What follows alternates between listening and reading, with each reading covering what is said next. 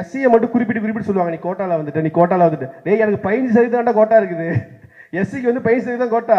அது எஸ்சி அருந்ததி இருக்கு 3% போயிடும். 18% போயிடுச்சா, பாக்கி எவ்வளவு 50% நீ தான் வச்சிருக்க. பிசி எம்பிசி 50% கோட்டா வச்சிருக்கீங்க. எனக்கு வெறும் 15% கோட்டா இருக்குது. எஸ்சி எஸ்டி எஸ்டிக்கு வந்து 1%, எஸ்சி அருந்ததி சேர்த்து 18 + 19, மொத்தமாகவே இவங்களுக்கு வந்து 19% தான் கோட்டா.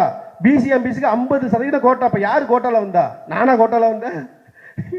ஆனா இவங்களை தான் குறிப்பிட்டு சொல்லுவாங்க, கோட்டால வந்துட்டு, நீ கோட்டால வந்துட்டு சொல்லிட்டு. அந்த இல்லை ஒரு நிமிஷம், அந்த புரிதலை வந்து எல்லாருக்கும் தெரியப்படுத்திடணும். அதுக்கு வந்து செலிப்ரேஷன் ஆஃப் ரிசர்வேஷன் அப்படின்னு சொல்லி தலைப்பு வச்சுட்டு எல்லாரையும் கூப்பிடுவோம், எல்லாரும் ஆர்கனைஸ் பண்ணுவோம். நான் என் ஃப்ரெண்ட்ஸ் கிட்ட சொல்றேன், என் கூட படிச்சவங்கள்ட்ட சொல்றேன், எனக்கு சென்னையில் யாராவது தெரியுமோ எல்லாருக்கிட்டையும் சொல்றேன். விக்கி அவங்க ஃப்ரெண்ட்ஸ் கிட்ட சொல்லுவாரு, நீங்க உங்க ஃப்ரெண்ட்ஸ் கிட்ட சொல்லுங்க. ஃபர்ஸ்ட் இது ரிசர்வேஷன் பற்றி புரிதலை உருவாக்குவோம். நான் எவ்வளவு கோட்டா வாங்குறேன், நீ எவ்வளவு ரிசர்வேஷன் வாங்குறேன், நான் எவ்வளவு வாங்குறேன், அப்படி நீங்கள் தங்களை தாங்களே உணருங்கள்.